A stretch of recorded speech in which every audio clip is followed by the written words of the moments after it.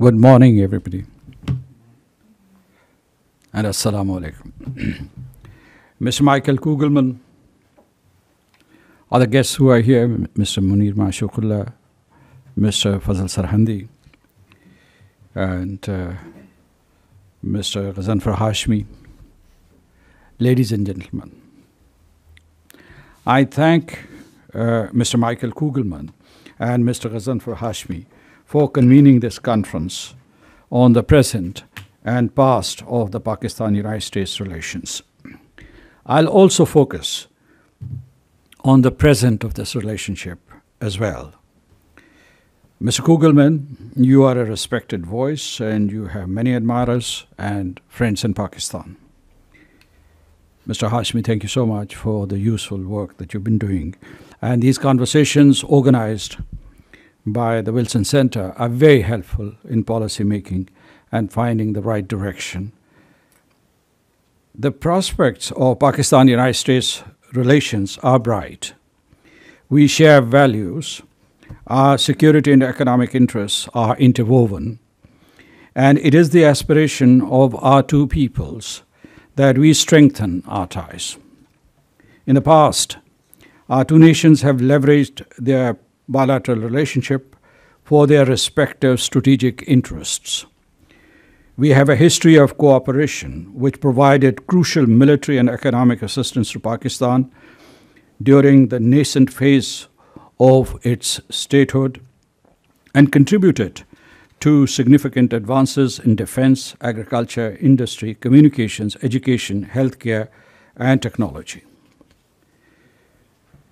The relationship also helped the United States achieve its strategic goals in our immediate neighborhood and Eurasia. We've been partners, great partners, in U.S. peacekeeping. So there are many bonds that join us. Now, in the midst of shifting geopolitical sands, we are developing a practical roadmap that enables us to deepen our understanding and deliver security and prosperity for all. The lessons we have learned during the Cold War and afterwards are that we should not base our engagement on incongruity of expectations. Our ties should be anchored in ground realities, even as we aim for stronger security and economic partnerships. Secondly, one or two issues should not hold the entire relationship hostage. We should be pragmatic, given the complexity of the emerging world order. In this era of renewed strategic competition, the United States and Pakistan would build on existing partnerships and explore new horizons for establishing the parameters of mutuality of interests. Pakistan is a large and vital state, both geoeconomically and geopolitically. It is one of the most consequential countries in West Asian hemisphere. Pakistan is the fifth most populous country with a population of 240 million and a median age of 22. It is a huge market of growing middle class of 80 to 90 million people according to the United Nations Development Programme. Human capital is increasing fast to be absorbed by the domestic and international markets. There are nearly 200 million mobile telephone users in Pakistan and 135 million are broadband subscribers. Teledensity is more than 83%.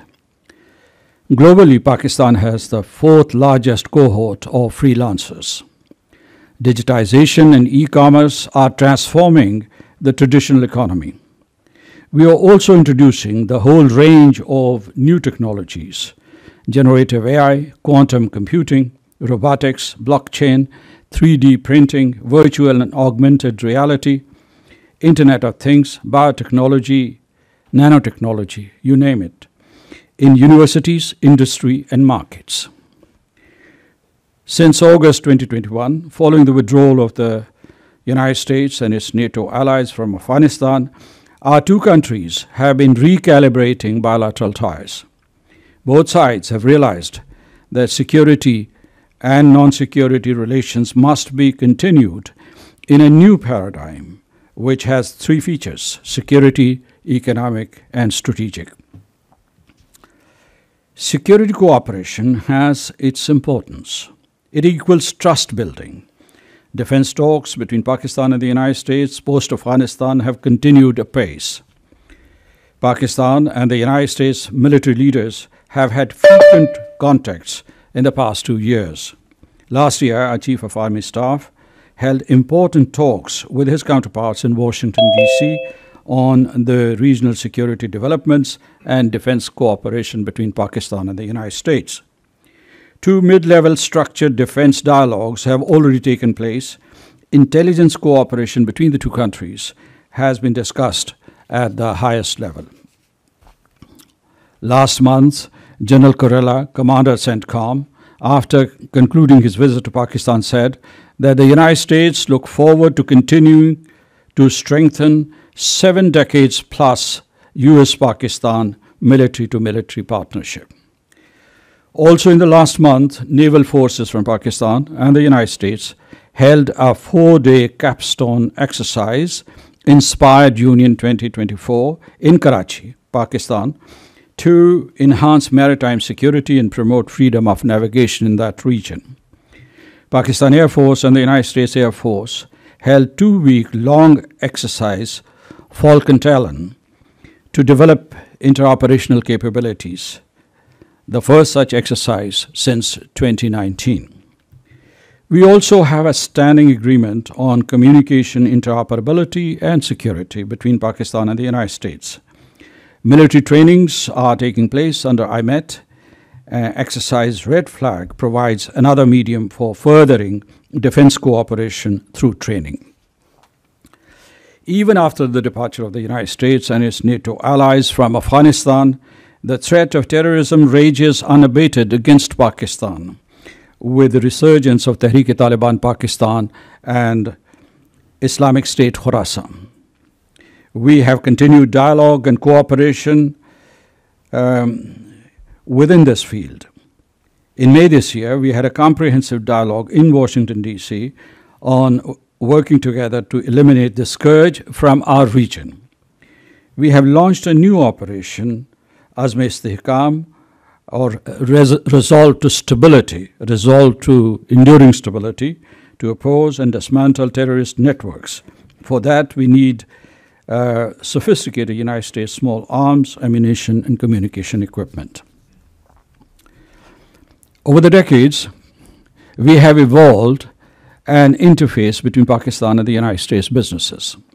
Therefore, economic and trade relations between our two countries have assumed their own importance and must continue to be nurtured. That's why both sides have invested political will, time, and energy for promoting cooperation, trade, investment, energy, agriculture, climate change, healthcare, science and technology, and education. In the past 2 years, there has been considerable momentum in all these areas. Some 83 American wholly or majority-owned U.S. subsidiary firms, mostly Fortune 500, are doing business in Pakistan successfully. They have invested billions of dollars and earned billions at a high profit rate in Pakistan. These enterprises cover a wide range of sectors, including beverages, pharmaceuticals, food and hospitality, franchises, ICT, chemicals, agriculture, financial services, and renewable energy. The United States has a strong and enduring investment infrastructure in Pakistan, and its companies are fully familiar with the business ecosystem in Pakistan. For them, Pakistan's market has remained lucrative and attractive. The United States International Trade Administration finds the following positives for U.S. investors in Pakistan: lack of shareholding restrictions, simple work permit rules, no technology transfer requirements, and a large and sophisticated entrepreneurs class. As I speak to you, we are undertaking following regulatory reforms to improve ease of doing business. These are intellectual property promotion and protection and enforcement, assured repatriation of funds, removal of bureaucratic bottlenecks, dispute resolution through application of the rules of LCIA, London Court of International Arbitration, and UNCITRAL. At the same time, we have embarked on a three-pronged macroeconomic reform to streamline our taxation, make energy sector more efficient, and privatize non-performing state-owned enterprises. The United States-Pakistan trade has been growing over the years. Last year, this volume was $10.6 billion, with Pakistan's exports at $8.4 billion, making the United States the largest export destination for Pakistan. Our exports included IT products worth $1.4 billion. A reduction in tariffs on textiles in particular, and restoration of the generalized system of preferences can help us increase two-way trade between our two countries. There is some movement in Congress on the restoration of GSP. And Pakistan is a member of 26 countries that are lobbying for restoration of GSP on the Hill. Our economy experienced turbulence in 2022 and 2023 because of the pandemic, the floods, and the supply chain disruptions caused by the Ukraine conflict. This year, our macro and microeconomic situation has improved. We have turned a corner. There are many contributory factors. Last year, we successfully negotiated and completed a $3 billion standby arrangement with the International Monetary Fund. Now our financial teams are holding staff-level talks with IMF for the next multi-billion, multi-year extended fund facility. In 2024, the GDP growth rate will bounce back to 3.6% and hopefully rise to 5% in 2025. Inflation has gone down to 11.8% from the high 30s last year. The Pakistani rupee is recovering. We are receiving strong support from the World Bank, the International Finance Corporation, and the International Monetary Fund for economic reforms, investments, and macroeconomic stability. There is more good news. Recently, the Pakistan Stock Exchange has peaked at all-time high of 78,000, making it the fastest growing and the best performing stock exchange in the world. Remittances by overseas Pakistanis made through Roshan digital account have surged to $8 billion. The majority of the depositors in this account are US-based diaspora. General remittances from the US-based diaspora of Pakistanis last year was $3 billion. Fitch and Moody's have given favorable reports on ongoing fiscal consolidation in Pakistan. Pakistan is inviting fresh investments in the IT, energy, agriculture, and mineral sectors. A new entity, Special Investment Facilitation Council, has been created as one-stop shop to facilitate foreign inflows. A vast array of incentives is being given in these areas. The most mature sector, I would say, for enhanced investment in Pakistan is tech startups, backed by international venture capital funding, the bulk of it flowing in from the United States. Following the introduction of new electronic money institutions, digital banking licenses, and e-wallets, there has been a meteoric rise in the tech sector returns from $10 million in 2018 to $4 billion this year. And this, I would say, is just the beginning. Other areas ripe for investment are green energy, corporate farming, and minerals extraction.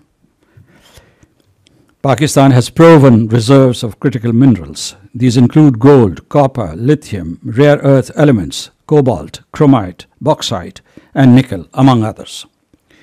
We are grateful to the United States for associating us with the recent forums of the Minerals Security Partnership. The SIFC prioritized projects have opened up new opportunities to United States technologies in agriculture, ICT, and mining projects. We're grateful to the United States International Development Finance Corporation, DFC, in investing in renewables and climate-resilient growth. It, along with USAID, can help us promote more inclusive development powered by sustainable green technologies and reliable supply chains. The United States-Pakistan Green Alliance provides an excellent framework to work jointly on climate resilience, water conservation and efficiency, high-yield seeds, and energy transition. Pakistani students and professionals value U.S. education. We appreciate the gradual increase in our students in the United States universities. These numbers ought to be increased. Pakistan is the largest recipient of Fulbright scholarships. Our alumni network is nearly 40,000. We welcome the launch of a US-supported program for the improvement of higher education system in Pakistan to enhance the employability of graduates. Beyond formal education, we want our civil servants, technocrats, and entrepreneurs to get training in US institutions to build and run their businesses and enterprises.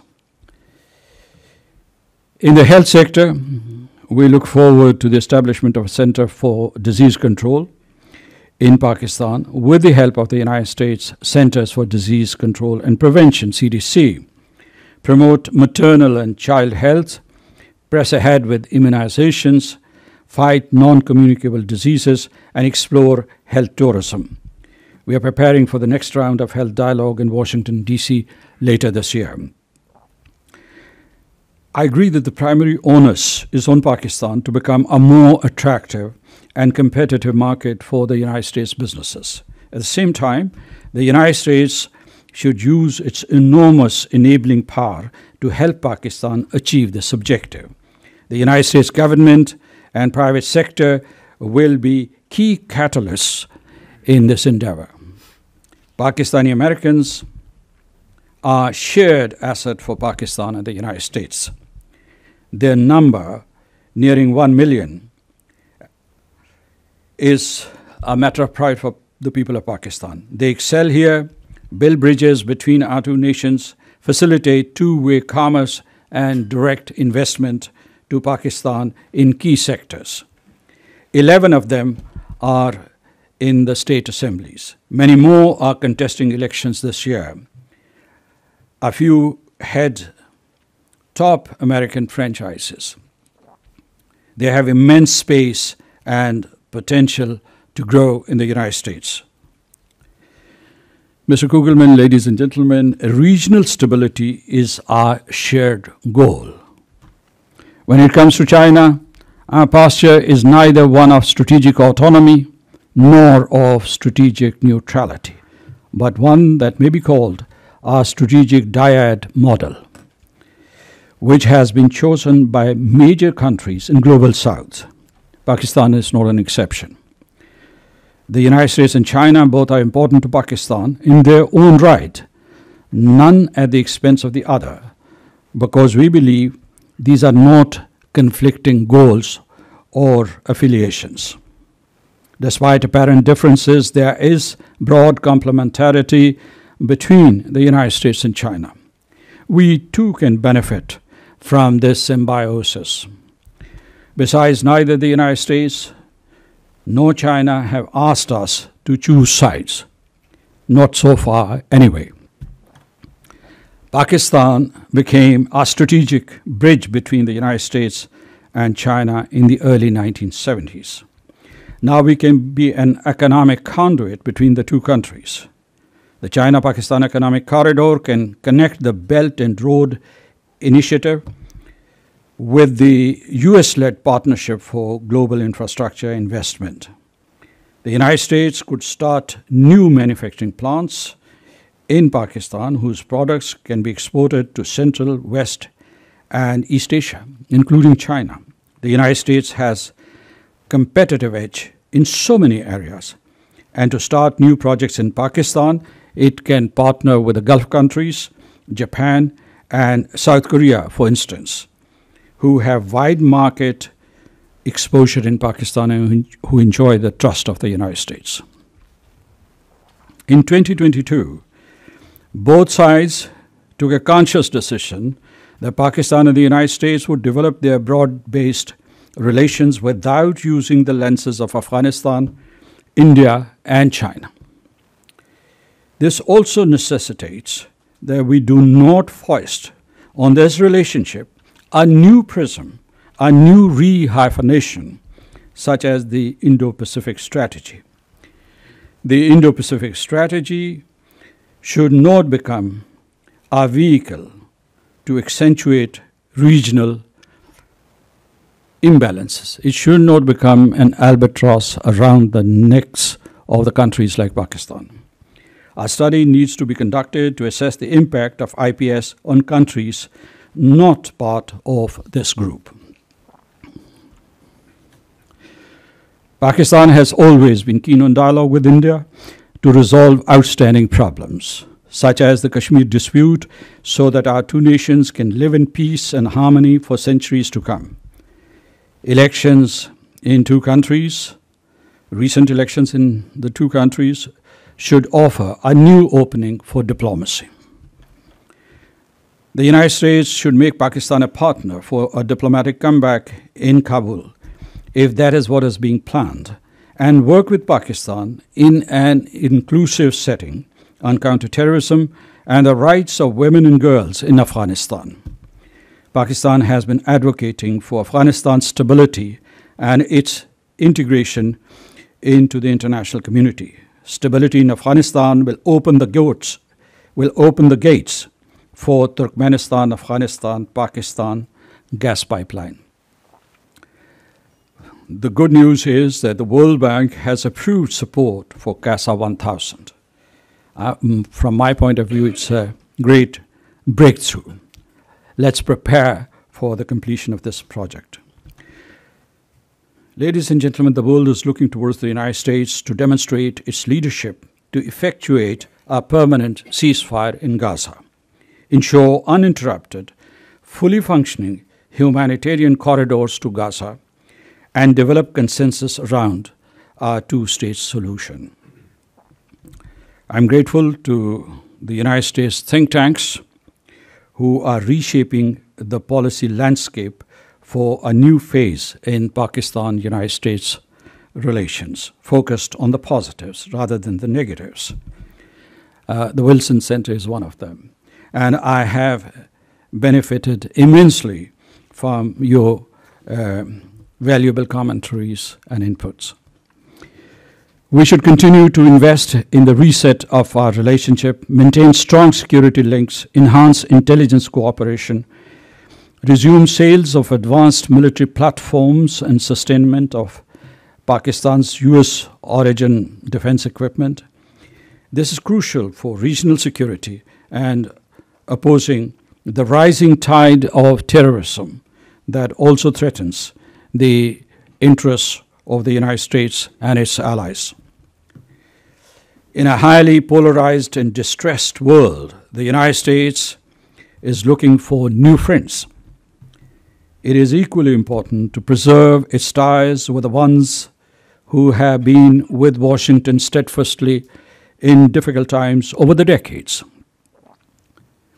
Pakistan has a strong stake in this.